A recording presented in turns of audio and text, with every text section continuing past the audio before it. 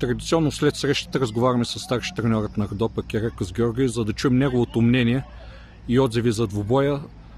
Пропуснахме да спечелим матч, който тотално надигран противник. За съжаление Ботев 2 се тръгват с точка и 10 чисти пропуснати положения за Родопа. Намеса на страничния съдия. Вашето мнение? Мисля, че сте абсолютно прав. Абсолютно сте прав.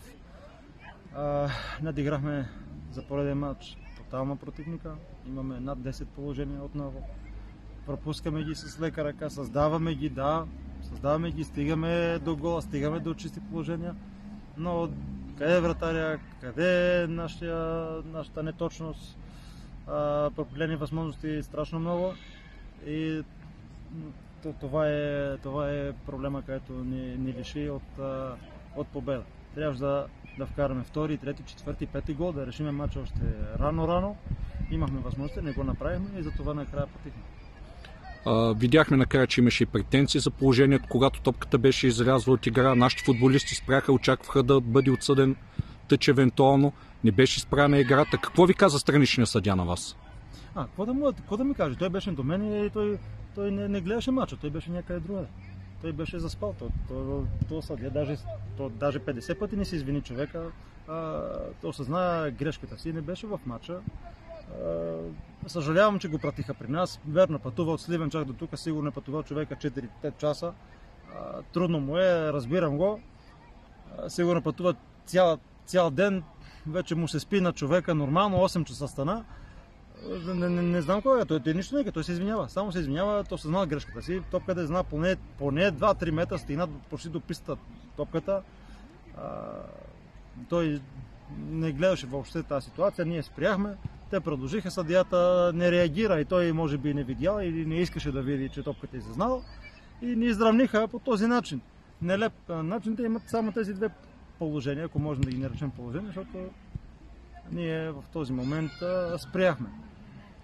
Накрая имаше и съмнение за дуспа срещу Николай Тихомиров. Вашата гледна точка? Аз съм долу. Аз мисля, че смятам, че има дуспа, но аз съм далеч. Аз съм на 40-50 метра от ситуацията. От другата страна би трябвало вие да видите по-добре отгоре и да кажете дали има дуспа. Ще го гледаме на видеото, и какво това? Свикна съм навън, като предишния кръг също. Имахме претенции от съдиите, изравниха ни пак от фал. Фал за нас, съдията се затвори очите, даже се затвори устата, не свирна фал. Контратака гол, писахме го, идва тук от дома и пак същите работи.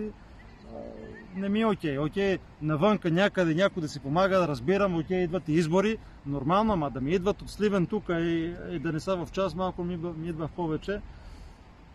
Всичко това предизвика много нерви, както виждате, аз съм афектиран, футболисти ми също са афектирани.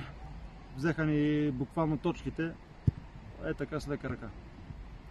Надявам се следващите срещи нещата да се променят, да станем по-изразителни в головите и да реализираме положението. Работим по въпроса, забелязахте, че играеме бърз футбол, забелязахте, според мен, не знам, мисля, че сте го видяли това нещо, че имахме доста положения, създаваме ги, играеме горе-долу, да кажем, така красив футбол.